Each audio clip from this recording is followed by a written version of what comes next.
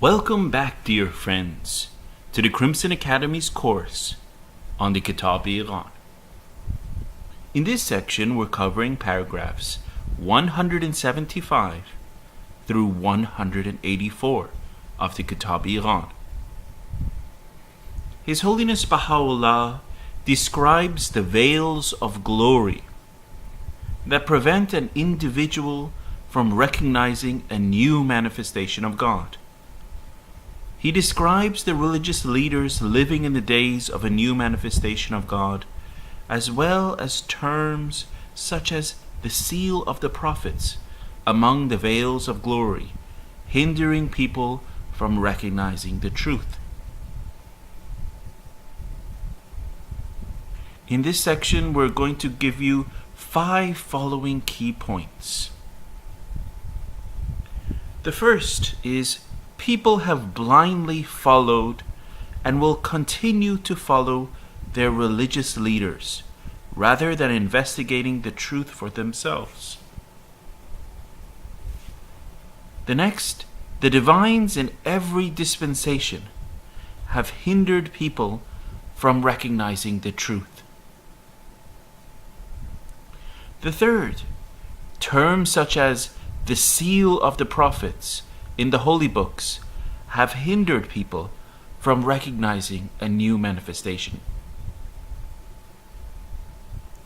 The fourth key point is the clergy who opposed the Bab accepted part of the Quran and the Hadith that confirmed their selfish desires, but rejected what was contrary to their vain imaginings. And the last key point, there are distinctions between the terms prophet and apostle in the Quran.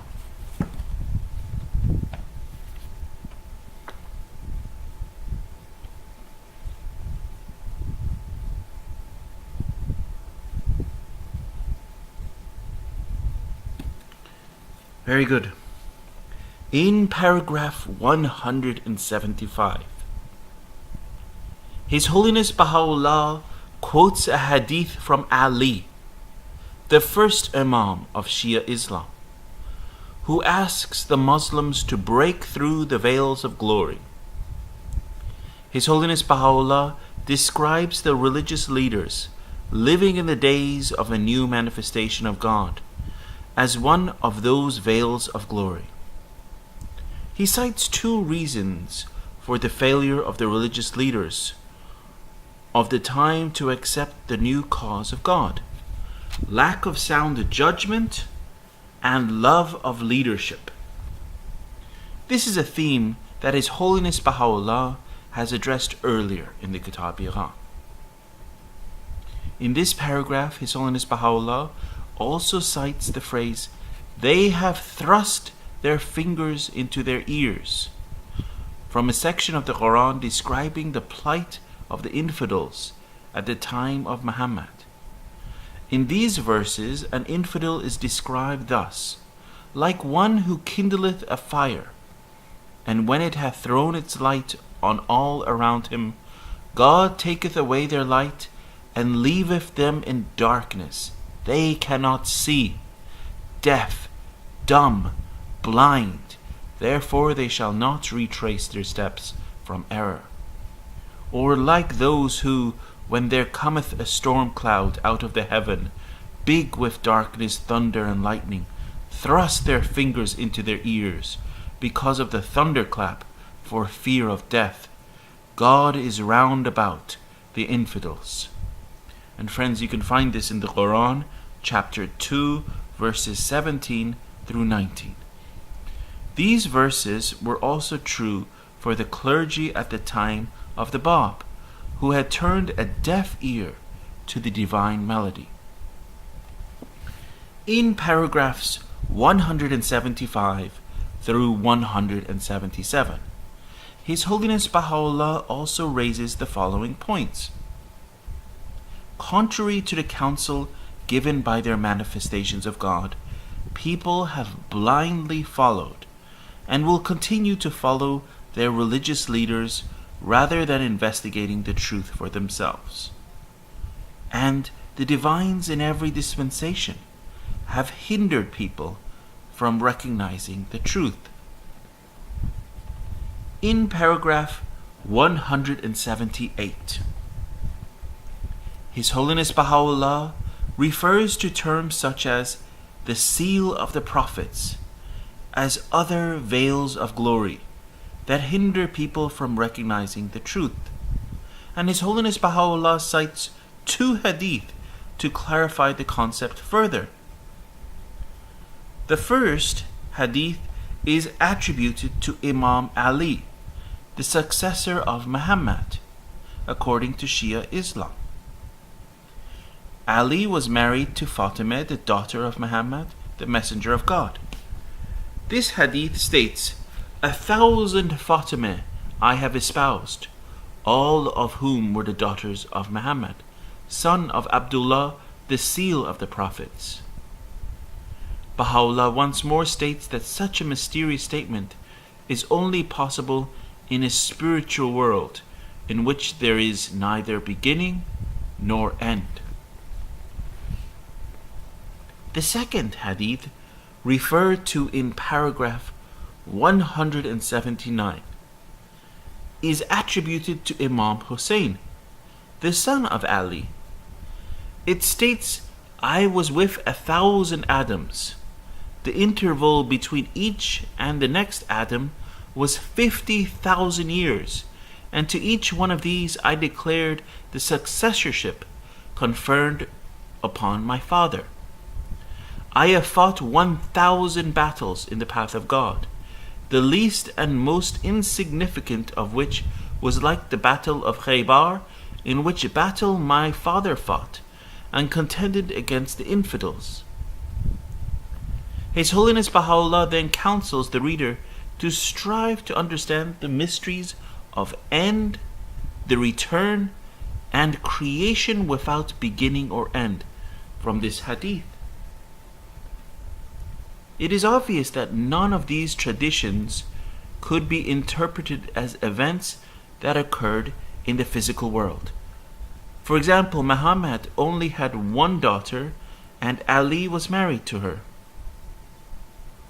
Also, Hussein did not participate in the Battle of Khaybar, an important battle between Muhammad and the infidels. Baha'u'llah indicates in paragraph 180 that feeble souls have rejected such traditions and questioned their truth. The key to understanding such mysteries is the divine knowledge that sheds light on a world in which time has no meaning, and the beginning and the end are the same. His Holiness Baha'u'llah states in paragraph 181 that the people who opposed the Bab accepted part of the Quran and the Hadith that confirmed their selfish desires, but they rejected what was contrary to their vain imaginings. This has been a common practice by the opposition in every dispensation, as highlighted by Muhammad in the Quran. Believe ye then part of the book, and deny part? And this can be found in the Quran, chapter 2, verse 85. This verse was revealed in reference to the Jews, who used to interpret the content of the Bible according to their vested interests, to the extent that in some cases they even denied parts that did not support their arguments against Muhammad. This clearly shows that the infidels always behave the same in every dispensation. In paragraph 181, His Holiness Baha'u'llah provides more examples of the insincerity of the Muslim clergy in interpreting the Quran. He cites the verse, after Muhammad is the apostle of God and the seal of the prophets. And this is from the Quran, chapter 33, verse 40. And then it says, their greeting on the day when they shall meet him, shall be peace, and he hath got ready for them a noble recompense. And friends, this is in chapter 33, verse 44 of the Quran. This verse is an explicit promise to the attainment unto the divine presence on the day of resurrection. His Holiness Baha'u'llah states that the mystery hidden in the first verse has prevented people from attaining the promise given in the second verse. In other words, the term seal became a barrier for the Muslim divines, preventing them from recognizing the station of the Bab on the day of his recognition, on the day of his resurrection. In paragraph 182, His Holiness Baha'u'llah once more emphasizes the meaning of attainment unto the divine presence and the resurrection. He also refers to a number of verses from the Quran to illustrate various points raised in this paragraph. No vision taketh in him, but he taketh in all vision. And friends, this is from the Quran, chapter 6, verse 103. There are numerous references to this verse of the Quran in the Baha'i sacred writings to describe the power and sovereignty of God and his unknowable essence. His Holiness Baha'u'llah states, "The purpose of the one true God, exalted be his glory, hath been to bring forth the mystic gems out of the mind of man, they who are the dawning places of his cause and the repositories of the pearls of his knowledge. For God himself, glorified be he, is the unseen, the one concealed and hidden from the eyes of men. Consider what the Merciful hath revealed in the Quran. No vision taketh in him, but he taketh in all vision. And he is the subtle, the all-informed." And friends, this is from the Epistle to the Son of the Wolf, page 13.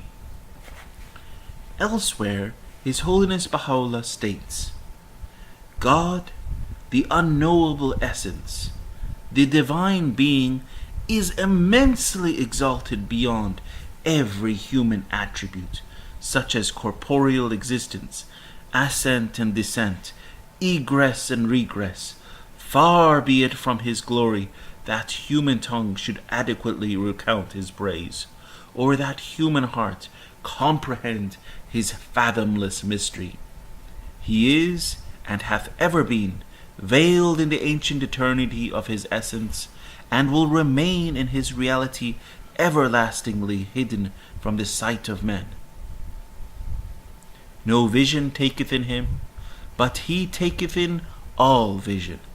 He is the subtle, the all-perceiving." And friends, you can find this in the Gleanings from the Writings of Baha'u'llah, page 46. If God should chastise men for their perverse doings, he would not leave upon the earth a moving thing, but to an appointed time doth he respite them. And friends, you can find this in the Quran, chapter 16, verse 61. This verse illustrates the extent of the wrong behavior of man and the mercy and patience of God. God doeth whatsoever he willeth, and ordaineth whatsoever he pleaseth. He shall not be asked of his doings. And this is a quote, "He shall not be asked of his doings," is a quote from the Quran.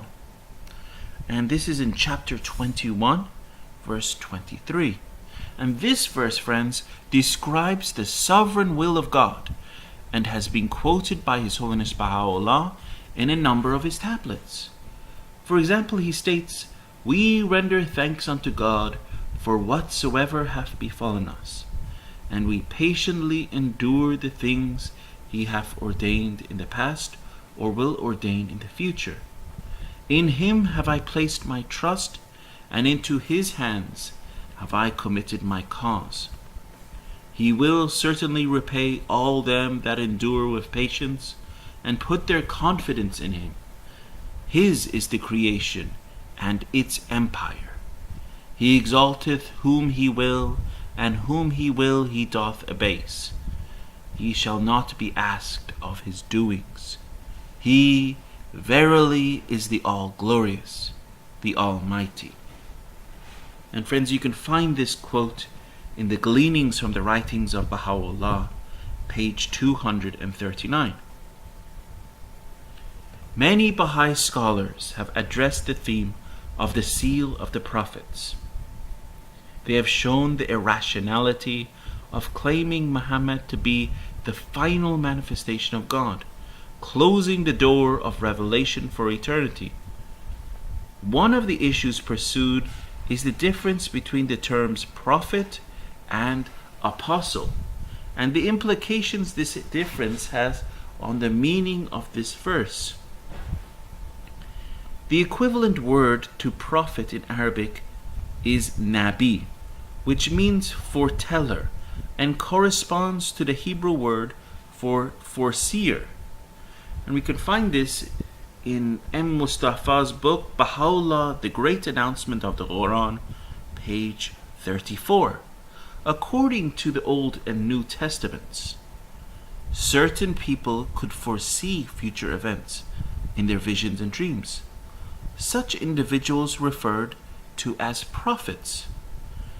At the same time, the term prophet has been used more broadly in the Old and New Testaments in reference to the manifestations of God. There are distinctions between the terms prophet and apostle in the Quran.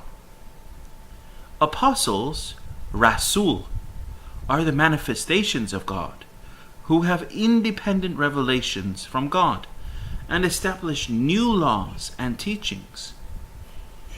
Prophets, on the other hand, are those individuals who are inspired in their dreams or visions and promote the laws and teachings of a manifestation of God. For example, in the following verse from the Quran, Moses is mentioned both as an apostle and a prophet, whereas Aaron is only called a prophet.